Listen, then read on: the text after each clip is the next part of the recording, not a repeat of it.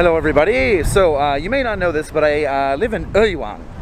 And if it's one thing that can be said about Uiwang, it's not exactly the coolest place to be. I usually just tell people I'm from Anyang, it's just easier. Anyang's about 4 times larger in population, so more people recognize it. Just south of Seoul, but before Suwon. Anyway, who says Facebook can't be useful for things? So I'm going through my feed and I see some beer. Gee, why does that get advertised to me? But I'm thinking, some kind of tasting. And I click on it and it's like a beer tasting event that you need to reserve a spot for. And it's in Uiwang. So it's kind of like, wait, what the fuck? Cool stuff happens here. Since when? And I was like, oh.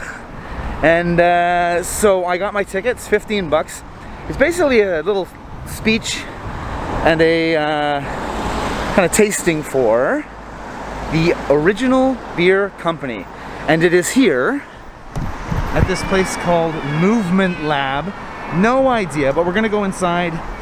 We're gonna taste some beers and I'll let you know what I think.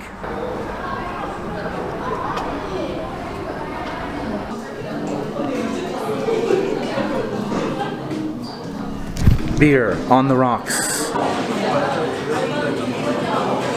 Almost like a, not quite banana, but it's like very flowery. Yeah, very flowery and like green grape flavor. Yeah. Some people say the peach flavor. I can kind of smell that too. Yeah, that's like the flowery thing.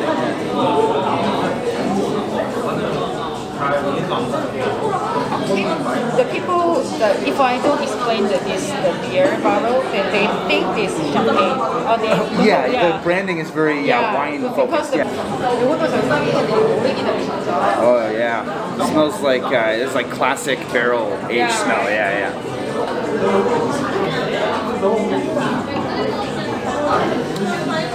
Very strong, right? Yeah. It hits really hard. Yeah, it's not the alcohol, it's like the mouthfeel too. Hits. Yeah.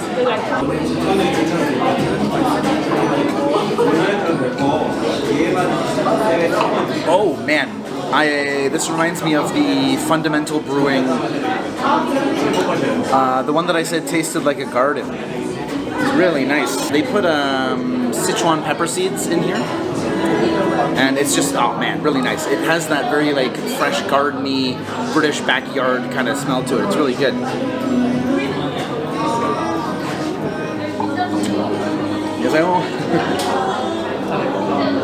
They're gonna give me some of these glasses. Really nice. I have so many beer glasses at home, but I don't have this style yet, so that's cool. I can collect another style of glass. This is the Moonlight. It's a barrel-aged Scottish ale. Here we go. This is not my favorite style of beer. I find them a little sweeter and kind of this funk to it, but this one's not bad. Yeah, pretty good. Ooh, there's nice sourness on the end there too. I don't know what that's from, but interesting. There's one that's from Scotland. I believe it's called Tenants, and I want to like it because the idea is really cool. It's just too sweet. This one, much more drinkable. Yeah, it has this kind of like treacly carameliness that doesn't overwhelm it. And there's a tiny bit of sour on the end, which helps mitigate some of that sweetness that can come from a Scottish ale, especially a barrel-aged one. So, yeah, this one's really nice. I'm gonna grab a Kolsch later, I think. They're $24 for the bottles. $24. Now, they're $7.50, but still, that's like for a pint, like a can, that would be like paying 16 bucks for a can, right? Still fucking pricey. But I can tell that they're using quality ingredients in these beers. There's just something about the taste and the way it feels in your mouth. You can tell that they're making this very carefully and with a lot of purpose. I don't love it. I'm not going to make this my new favorite brewery, but I can tell they're making some quality beers here. So if you do see this and you want to drop a bit of money on some beer, I recommend grabbing one. They have 5 styles. They also make, I'm going to grab the Kolsch. They also have a Belgian Wit, and there's another one too. But find the style of beer that you like, I think, from them, and then buy that bottle. Yeah, and then give them a try. Because they have 5 wildly different styles. So find out whatever you want as far as style goes, and then pick that up and try that. See if you like them. You can tell that they don't filter these either. Like, look at that, Jesus. I mean, it looks great, but it's definitely unfiltered, especially on the last when I poured it, just chunks coming out in the bottom, which I like, but you know, I think some people who don't necessarily love beer or drink it all that much, they may go, oh, what's this crap in the bottom? That's flavor, that's yeast, that's hops. Now, they actually don't make a very hoppy beer. There's no pale ale, there's no IPA, there's nothing that's like overtly hoppy in their lineup, so I kind of wish that I could try one of those. Because they actually put Sichuan peppers in this one. And in the stout, yeah, they don't put anything in there. But yeah, they're using some cool stuff. They use, in the Belgian wit, they put orange peels and coriander seeds, which is standard for a wit. But yeah, it's kind of cool they put Sichuan peppers in here. She said the champagne yeast that they use, mixed with the Sichuan peppers, results in this really nice, like, fruity kind of flavor. And I do. There's a bit of peach, but the most thing is the flowery kind of, like, just aroma in that. It's really nice. I can't film in here too much, so I gotta go super close on my face so I don't offend the other customers or the owners, so enjoy my big fucking yob. Yeah, I think I'll buy a bottle of the Kolsch later, and then I'll go down to the river and I'll film down there to avoid the corkage fee, because I'm a cheap bastard. Yeah, very cool place. 안녕하세요. So yeah, down there's the cafe you can see. And again, yeah, she was explaining, I got a little tour, but they didn't want me to film them. This whole building is like furniture. They make furniture too. And then upstairs even more there. They have like vintage clothes, so I won't do that today, but maybe I'll come back and check it out. Not for the channel. I don't think you give a shit about furniture, but I do. I'll come back and check it out. But right now, I grabbed a Kolsch beer. I'm gonna go down to the river and do another little review outside. Let you know how the Kolsch tastes. I love Kolsch's. You know, it's that perfect balance between the freshness of a lager and the kind of more interesting aspects of a lot of ales without getting too hoppy. It's just, you know, nice little mix between the two styles. So let's get to the river and I'll get some more beer in me. This is the day after the Quebec's, the beer exposition. Oh, fuck me. No more beer after this. I'm not even joking. I love beer, but you know, I need a couple weeks off of this shit, definitely. I said the river, and maybe you're thinking of something romantic like the Hangang. No. This is a tributary, Hangang, Anyangchon, Hakoichon, and then another tributary down there. There's some greenhouses. I'm literally underneath a highway. But it doesn't matter, because we're outside, and I just spent 24 goddamn dollars on a bottle of Kolsch. So let's get this thing open. Give it a taste. Always open champagne away from your face, kids. Beautiful. Alright, let me get the...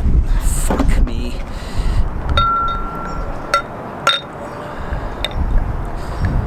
Nice color. Little oranger than I thought. Interesting. Kolsch's are not usually super pale, but this one's a little more. I will get that plastic that blew away. I'd feel like a total asshole if I didn't do that. As much as I like to virtue signal by trying to save the earth in my videos, that's not why you're here. So let's give this Kolsch a little try. Ooh. Bruno, I know you're watching. Yeah! He always makes fun of me. I say that a lot in my videos. Yeah! That's really nice. Oh god, this smells like when you're mashing. It has that, like, as soon as that barley hits the water and those aromas start coming out. God, it reminds me of brewing. Yeah. You don't usually get that smell in the beer though. That's like basically the first step after you mill it. You mill it and it smells kind of sweet. Then you add the water and it has that like almost like an oatmeal factory kind of like grainy smell to it. It's nice.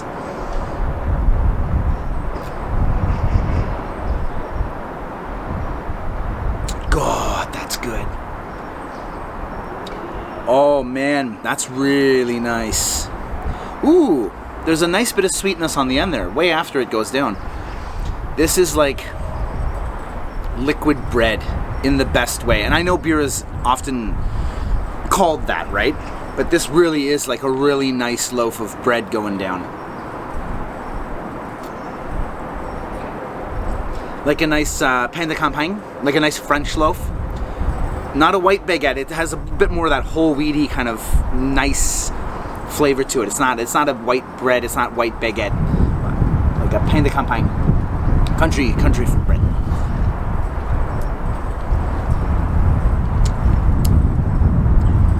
Beautiful carbonation.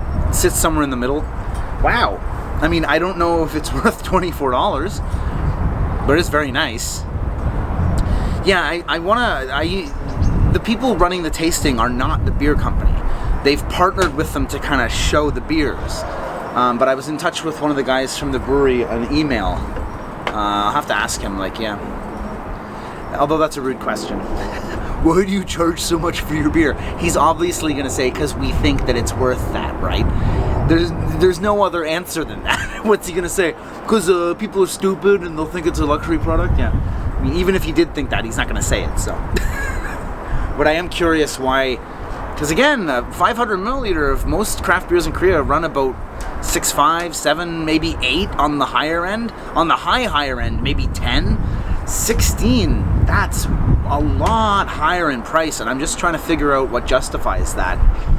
There is a bit of marketing in there with like the bottle design, and like they really are trying to make it like a wine. So the idea of having it like a luxury good may actually be part of that, yeah. But, I mean, again, I say this with a lot of the beers. I don't think it's a rip-off, but I am trying to figure out why it costs this much, yeah. Anyway.